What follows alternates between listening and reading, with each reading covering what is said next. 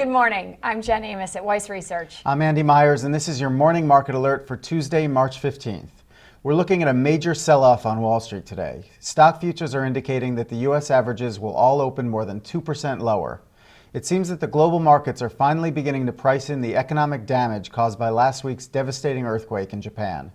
Tokyo's Nikkei 225 index tumbled another 10% today after a third explosion hit a nuclear plant, and the Japanese Prime Minister warned of substantial radiation leaks. The Bank of Japan injected another $245 billion into the money markets in an effort to calm investors and ensure that banks have enough liquidity to meet a surge in demand from companies and households.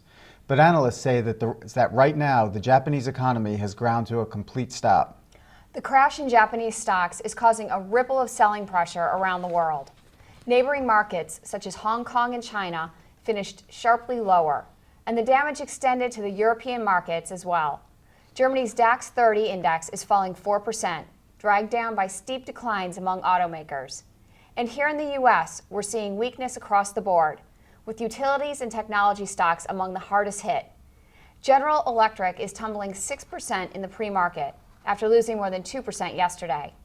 GE designed the nuclear reactors used at the Japanese plant that's in danger of melting down. The Wall Street Journal reported that the company offered technical assistance to the Japanese government and has kept nuclear engineers on standby to help.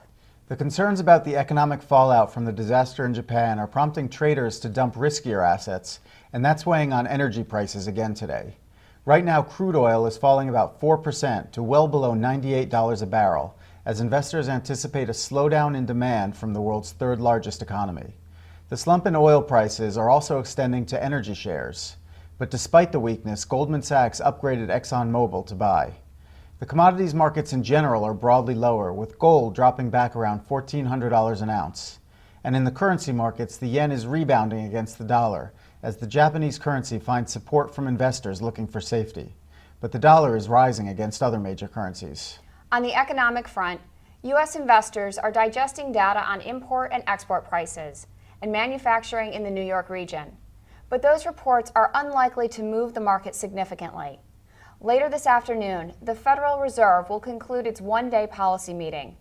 Economists expect no change to interest rates or to the Fed's $600 billion bond buying program, which is set to expire at the end of June. But a vocal minority on the policymaking committee fears that the program, combined with higher food and energy prices, will spread inflation throughout the economy. The Fed will make its decision at 2:15 p.m. Eastern Time today. That's the latest from Weiss Research. We'll be back after the opening bell with all the market reaction.